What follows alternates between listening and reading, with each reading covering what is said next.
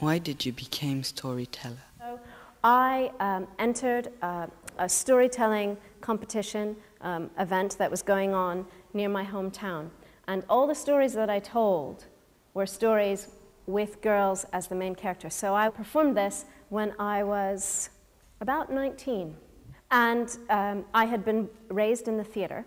My mother was an actress. So I had a lot of experience performing and a lot of experience telling stories to my younger brothers, that kind of thing. And it seemed quite natural for me to then begin to tell stories. Do you ever change the story when you tell it? That's a very good question. Sometimes I do change the story in terms of what words specifically I choose, in what order. This morning, when I was telling Cinderella, I needed to be really precise with the words. So I memorized the story and the words exactly the way they needed to go.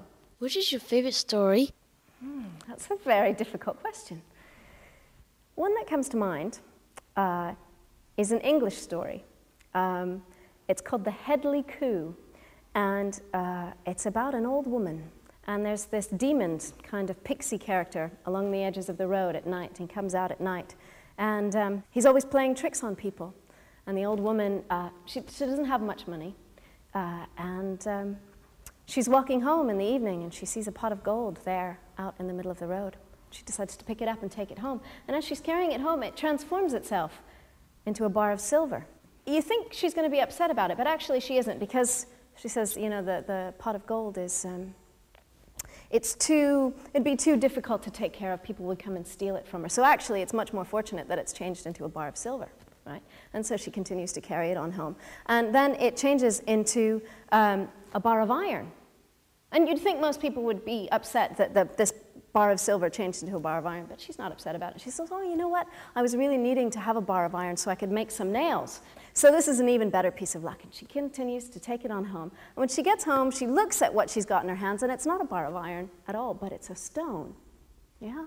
And she thinks, well, you know what? This is even better luck, because my front gate keeps swinging open, and I have nothing to keep it closed. So I'll put the stone here, and it'll be absolutely perfect. And she turns around to put it down, and it sprouts ears and a long snout and a tail and red eyes, and all of a sudden it's this fearful creature of the Headley Coo, and it's shrieking at her. And she starts to laugh hysterically, and she says, look at that, aren't I the luckiest person alive that I have managed to see the Headley Coo whom so many people are afraid of. And the Headley Coo changes himself back into a little brown man, and he comes in and he has tea with her, and from then on, her larder is always full, she always has firewood, and everybody else in the village, they're terribly afraid of the Headley Coo, but the old woman has made friends with this scary monster, and I think that's my favorite story. But who told you the story? I do a lot of reading, yeah?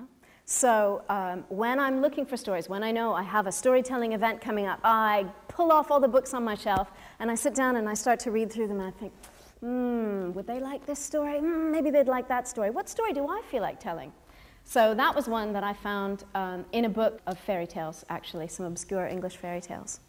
Is the storyteller's job difficult, and why?